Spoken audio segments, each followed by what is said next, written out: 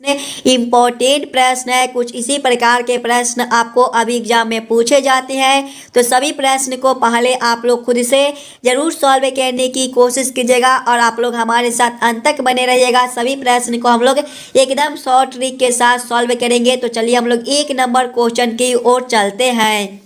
हाँ, question number एक आपको कह रहा है नीचे दिए गए श्रृंखला को पूरा करें।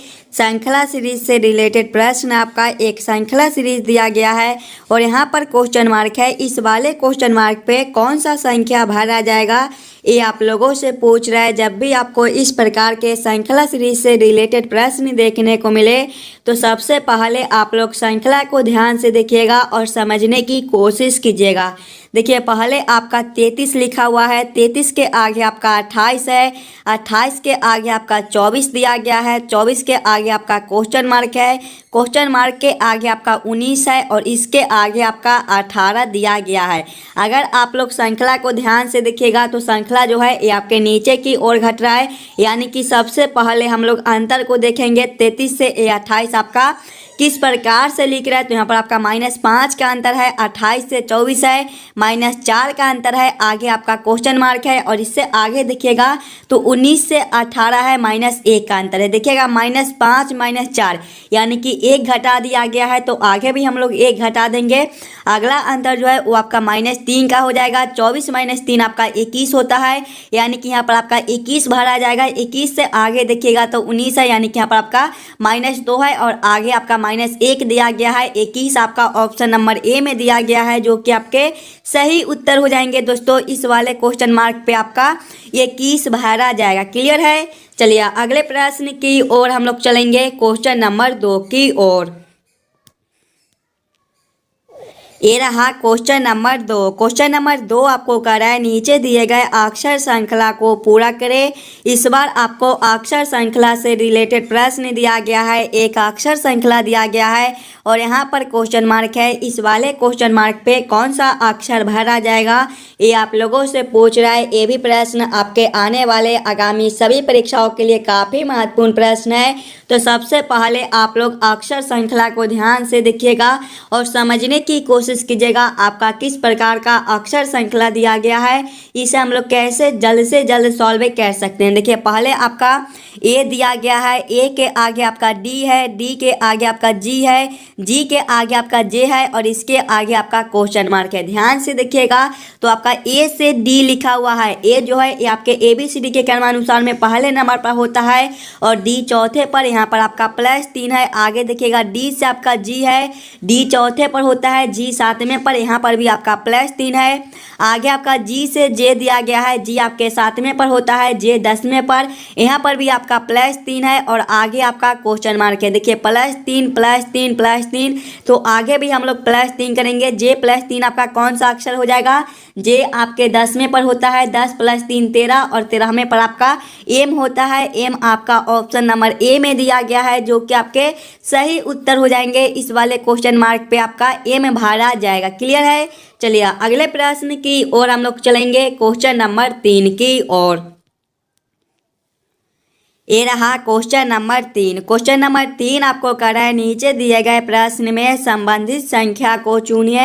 इस बार आपको संबंधित संख्या चुनने के लिए बोला जा रहा है। प्रश्न आपको कह रहा है जिस प्रकार से 10 का संबंध 99 के साथ है, उसी प्रकार से आप लोगों से पूछ रहा है 9 का संबंध कौन सा संख्या के साथ होगा, जो इस वाले क्वेश्चन मार्क पे भरे जाएंगे। नंबर एनालॉजी रीजनिंग का प्रश्न है और इस प्रकार के भी प्रश्न आपको सभी एग्जाम में पूछे जाते हैं। तो पहले आप लोग खुद से जरूर सॉल्व करने की कोशिश कीजिएगा। सबसे पहले आप लोग ये समझने की कोशिश कीजिएगा ये आपका 10 से 99 किस प्रकार से लिख रहा है। हम लोग 10 को क्या करेंगे ताकि हमारा 99 बन जाए, उसी प्रकार से हम लोग सोचेंगे 9 से हमारा कौन सा संख्या बनेगा जो इस वाले क्वेश्चन मार्क पे भरे जाएंगे। देखिए, पहले हमें क्या करना है, 10 से 99 लाना है। अगर हम लोग पहले 10 के स्क्वायर करते हैं तो आपका 100 हो जाएगा। 100 - 1 आपका 99 होता है। उसी प्रकार से देखिए तो यहाँ पर 9 दिया गया है, तो हम लोग 9 के स्क्वायर करेंगे। 9 का स्क्वायर आपका 81 होता है। स्क्वायर करने के बाद -1 किए थे, तो यहाँ पर भी -1 करेंगे। 81 - माइनस 1 आपका 80 हो जाएगा। 80 आपका ऑप्शन नंबर बी में दिया गया है, जो कि आपके सही उत्तर हो जाएंगे। इस वाले क्वेश्चन मार्क पे आपका 80 भरा जाएगा। क्लियर है। चलिए अगले प्रश्न की ओर हम लोग चलेंगे, क्वेश्चन नंबर 4 की ओर। ये रहा क्वेश्चन नंबर 4। क्वेश्चन नंबर 4 आपको कह रहा है नीचे दिए गए प्रश्न में संबंधित शब्द को चुनिए। इस बार आपको संबंधित शब्द चुनने के लिए बोला जा रहा है। प्रश्न आपको कह रहा है जिस प्रकार से 56 का संबंध वास्तविकता के साथ है, उसी प्रकार से आप लोगों से पूछ रहा है झूठ का संबंध कौन सा शब्द के साथ होगा, जो इस वाले क्वेश्चन मार्क पे भरे जाएंगे। जब भी आपको इस प्रकार के रीजनिंग के प्रश्न देखने को मिले तो सबसे पहले आप लोग ये जरूर समझने की कोशिश कीजिएगा ये आपका 56 से वास्तविकता किस प्रकार से लिख रहा है, 56 से वास्तविकता आपका किस प्रकार से संबंधित है, उसी प्रकार से आप लोग सोचिएगा झूठ से आपका कौन सा शब्द बनेगा, जो इस वाले क्वेश्चन मार्क पे भरे जाएंगे। अगर आप लोग ध्यान से देखिएगा तो 56 में आपका वास्तविकता नहीं होता है, उसी प्रकार से झूठ में आपका सत्य नहीं होता है। सत्य आपका कौन सा ऑप्शन में दिया गया है, सत्य आपका ऑप्शन नंबर बी में दिया गया है, जो कि आपके सही उत्तर हो जाएंगे। जिस प्रकार से 56 का संबंध वास्तविकता के साथ है, उसी प्रकार से झूठ का संबंध आपका सत्य के साथ हो जाएगा। क्वेश्चन नंबर 4 का आपका ऑप्शन नंबर बी जो है वो सही उत्तर हो जाएगा। चलिए अगले प्रश्न की ओर हम लोग चलेंगे, क्वेश्चन नंबर 5 की ओर। ये रहा क्वेश्चन नंबर 5। क्वेश्चन नंबर 5 आपका वेन आरेख वेन डायग्राम से रिलेटेड प्रश्न है, और ये भी प्रश्न आपके लिए काफ़ी महत्वपूर्ण प्रश्न है। कुछ इस प्रकार के भी प्रश्न आपको सभी एग्जाम में पूछे जाते हैं, तो पहले आप लोग खुद से ज़रूर सॉल्व करने की कोशिश कीजिएगा। फर्नीचर, कुर्सी और मेज का आपका किस प्रकार से वेन आरेख वेन डायग्राम बनेगा। सबसे पहले आप लोग ये समझने की कोशिश कीजिएगा फर्नीचर, कुर्सी और मेज में कौन किसके साथ संबंधित है, किसके अंदर हम लोग किसको रख सकते हैं। सभी बच्चे पहले खुद से जरूर सॉल्व करने की कोशिश कीजिएगा। कुछ इसी प्रकार के प्रश्न आपको एग्जाम में पूछे जाते हैं। सभी प्रश्न को अगर आप लोग यहाँ पर खुद से सॉल्व कीजिएगा तभी जाकर इस प्रकार के प्रश्न को आप लोग एग्जाम में आसानी के साथ सॉल्व कर पाइएगा। देखिएगा ध्यान से, तो फर्नीचर के अंदर ही आपका कुर्सी और मेज दोनों होता है। तो सबसे पहले हम लोग फर्नीचर के लिए एक गोला बना लेंगे, और फर्नीचर के अंदर ही आपका कुर्सी और मेज दोनों होता है, यानी कि फर्नीचर के अंदर हम लोग कुर्सी और मेज को रख देंगे। कुर्सी और मेज आपका अलग अलग होता है, यानी कि दोनों आपके फर्नीचर के अंदर आएंगे लेकिन दोनों अलग अलग हो जाएंगे। कुछ इस प्रकार से इसका वेन आरेख वेन डायग्राम बनेगा। इस प्रकार का वेन आरेख वेन डायग्राम आपका ऑप्शन नंबर सी में दिया गया है, जो कि आपके सही उत्तर हो जाएंगे। चलिए अगले प्रश्न की ओर हम लोग चलेंगे, क्वेश्चन नंबर 6 की ओर। क्वेश्चन नंबर 6 आपको कह रहा है नीचे दिए गए प्रश्न में लुप्त संख्या ज्ञात करें। मिसिंग नंबर से रिलेटेड प्रश्न है आपका। यहाँ पर क्वेश्चन मार्क दिया गया है। इस वाले क्वेश्चन मार्क पे कौन सी संख्या भरी जाएगी ये आप लोगों से पूछ रहा है। ये भी प्रश्न आपके आने वाले आगामी सभी परीक्षाओं के लिए काफ़ी महत्वपूर्ण प्रश्न है, तो पहले आप लोग खुद से ज़रूर सॉल्व करने की कोशिश कीजिएगा। इस वाले क्वेश्चन मार्क पे आपका कौन सा संख्या भरा जाएगा। देखिए जब भी हमें इस प्रकार के मिसिंग नंबर से रिलेटेड प्रश्न देखने को मिले तो सबसे पहले हम लोग क्वेश्चन के पैटर्न को समझने की कोशिश करेंगे। आपका यहाँ पर क्वेश्चन मार्क है, यानी कि प्रश्न को हम लोग इस प्रकार से सोच सकते हैं। ये आपका 7, 5, 5 और 6 से 1 कैसे लिख रहा है, 6, 7, 8 और 6 से 1 कैसे लिख रहा है, उसी प्रकार से हम लोग सोचेंगे 2, 0, 11 और 2 से हमारा कौन सा संख्या बनेगा, जो इस वाले क्वेश्चन मार्क पे भरे जाएंगे। पहले हमें क्या करना है, 7, 5, 5 और 6 से 1 लाना है। 7, 5, 5 और 6 को हम लोग क्या करें ताकि हमारा 1 बन जाए। अगर हम लोग सबसे पहले ये दोनों सामने वाले संख्या को आपस में जोड़ ले, यानी कि 7 + 5 करेंगे तो 12, माइनस करेंगे ये दोनों सामने वाले को आपस में जोड़कर 5 + 6 करेंगे तो 11, 12 - 11 आपका 1 होता है। 1 आपका यहाँ पर लिखा हुआ है। उसी प्रकार से अगर हम लोग आगे करेंगे ये दोनों सामने वाले को आपस में जोड़ लेंगे, 6 प्लस 8 जो है ये आपके 14 होते हैं, माइनस करेंगे, ये दोनों सामने वाले को आपस में जोड़ेंगे। 7 प्लस 6 आपका 13 होता है, 14 माइनस 13 आपका 1 होता है, 1 आपका यहाँ पर लिखा हुआ है। यानी कि इसी प्रकार से इस वाले प्रश्न को हम लोग सॉल्व कर सकते हैं। तो वही सेम हम लोग आगे करेंगे, पहले दोनों सामने वाले को आपस में जोड़ लेंगे। 2 प्लस 11 आपका 13 होता है, माइनस करेंगे, ये दोनों सामने वाले को आपस में जोड़कर 0 प्लस 2 आपका 2 होता है, 13 माइनस 2 जो है ये आपके 11 हो जाएंगे। 11 आपका ऑप्शन नंबर ए में दिया गया है, जो कि आपके सही उत्तर हो जाएंगे। चलिए अगले प्रश्न की ओर हम लोग चलेंगे, क्वेश्चन नंबर 7 की ओर। क्वेश्चन नंबर 7 आपको कह रहा है नीचे दिए गए चित्र में कितने त्रिभुज है। इस वाले आकृति में टोटल कितने त्रिभुज है ये आप लोगों से पूछ रहा है। सबसे पहले आप लोग आकृति को ध्यान से देखिएगा और समझने की कोशिश कीजिएगा, इस वाले आकृति में आपका टोटल कितना ट्रायंगल त्रिभुज बनता है। सबसे पहले आप लोग वीडियो को रोककर खुद से जरूर काउंटिंग करने की कोशिश कीजिएगा। सबसे पहले आप लोग छोटे छोटे आकृति को काउंट कर लीजिएगा, छोटे छोटे त्रिभुज को। देखिए इसमें छोटे छोटे त्रिभुज जो है वो आपके एक ए हो जाएंगे, दूसरा आपका ए हो जाएगा, तीसरा आपका ए हो जाएगा, चौथा आपका ए हो जाएगा और पांचवा जो है ये आपका ए हो जाएगा। ध्यान से देखिएगा। अब आप लोग इस वाले कोने से, तो इस वाले कोने से आपका एक यहाँ से लेकर यहाँ तक बनता है, एक यहाँ से लेकर यहाँ तक त्रिभुज बनता है। ये जो है ये आपके छठे हो जाएंगे। और ध्यान से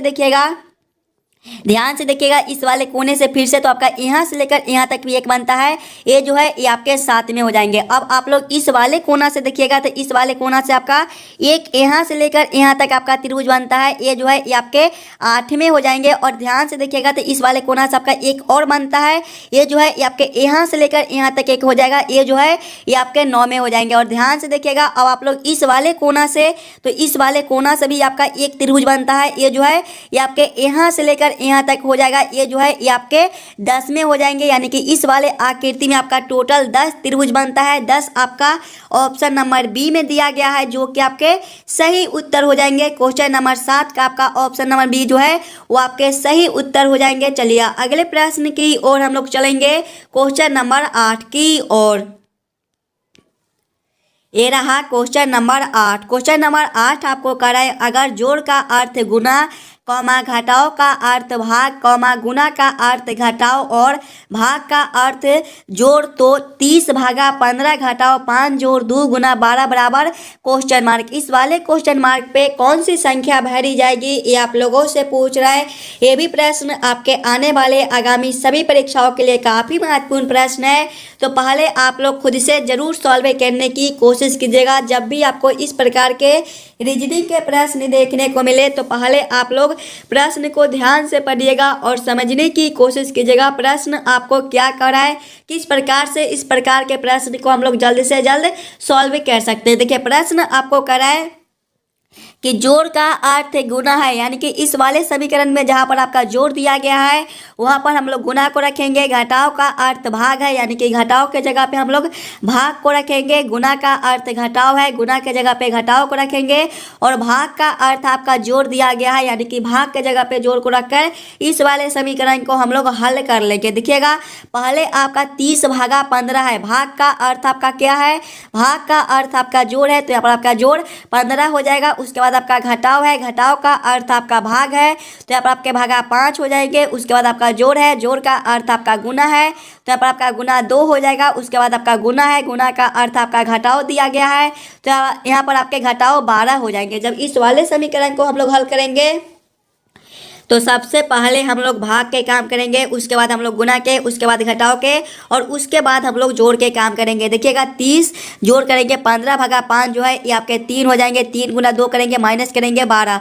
आगे देखिएगा 30 जोड़ करेंगे 3 गुना 2 जो है ये आपके 6 हो जाएंगे। 30 जोड़ 6 ये आपके 36 होते हैं। घटाव करेंगे 12, 36 घटाव 12 जो है ये आपके 24 होता है। 24 आपका ऑप्शन नंबर ए में दिया गया है, जो कि आपके सही उत्तर हो जाएंगे। इस वाले क्वेश्चन मार्क पे आपका 24 भरा जाएगा। क्लियर है। चलिए अगले प्रश्न की ओर हम लोग चलेंगे, क्वेश्चन नंबर 9 की ओर।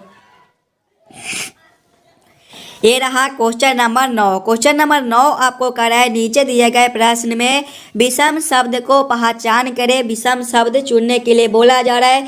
जब भी आपको विषम शब्द चुनने के लिए बोले तो पहले आप लोग चारों ऑप्शन को ध्यान से देखिएगा और समझने की कोशिश कीजिएगा। ये चारों ऑप्शन में आपका सबसे अलग ऑप्शन कौन सा दिया गया है। ऑप्शन ए में आपका पेड़ है, ऑप्शन बी में टहनी है, ऑप्शन सी में पत्ते हैं, ऑप्शन डी में आपका जड़ दिया गया है। अगर आप लोग ध्यान से देखिएगा तो पेड़, टहनी और पत्ते जो है ये आपके ज़मीन के ऊपर होती हैं, जबकि जड़ जो है ये आपका ज़मीन के नीचे होता है। यानी कि क्वेश्चन नंबर 9 का आपका ऑप्शन नंबर डी जो है ये आपके सबसे अलग ऑप्शन दिया गया है। यानी कि क्वेश्चन नंबर 9 का आपका ऑप्शन नंबर डी जो है ये आपके सही उत्तर हो जाएंगे। चलिए अगले प्रश्न की ओर हम लोग चलेंगे, क्वेश्चन नंबर 10 की ओर।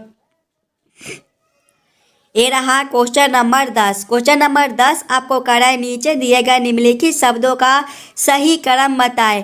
बिजली, बांध, रोशनी, नदी, शक्ति, षड्यंत्र का किस प्रकार से सही क्रम बनेगा, ये आप लोगों से पूछ रहा है। सबसे पहले आप लोग सभी शब्दों को ध्यान से देखिएगा और समझने की कोशिश कीजिएगा इसका सही क्रम किस प्रकार से बनेगा। देखिए इसमें सबसे पहले जो है वो आपके नदी हो जाएगा, यानी कि 4 नंबर। नदी के बाद आपका बांध हो जाएगा, यानी कि 2 नंबर। बांध के बाद आपका हो जाएगा शक्ति, षड्यंत्र, यानी कि 5 नंबर। इसके बाद आपका हो जाएगा बिजली, यानी कि 1 नंबर। और इसके बाद आपका हो जाएगा रोशनी, यानी कि 3 नंबर। कौन सा ऑप्शन में आपका 4, 2, 5, 1, 3 दिया गया है। 4, 2, 5, 1, 3 आपके ऑप्शन नंबर डी में दिए गए हैं, जो कि आपके सही उत्तर हो जाएंगे। चलिए अगले प्रश्न की ओर हम लोग चलेंगे, क्वेश्चन नंबर 11 की ओर।